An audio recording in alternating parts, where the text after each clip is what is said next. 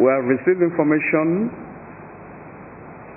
that there is crisis in some parts of northern Nigeria, in certain states of the north, where non-indigenes are being harassed, their property being touched, and some of them are being killed.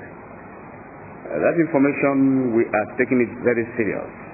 I want to appeal to all Igbos, all ABIANS and the entire Igbo people that are in the north,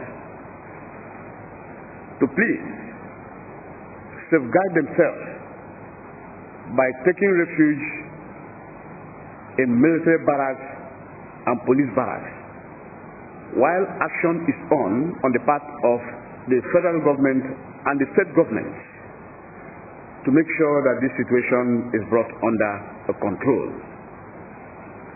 We believe in the corporate existence of this country, and we shall do everything possible to make sure that this situation is under control.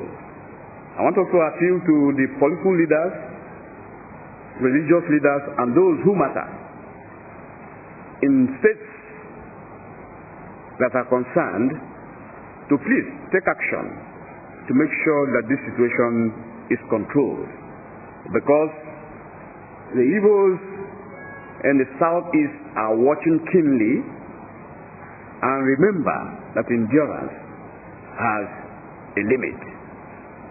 Thank you, and God bless you.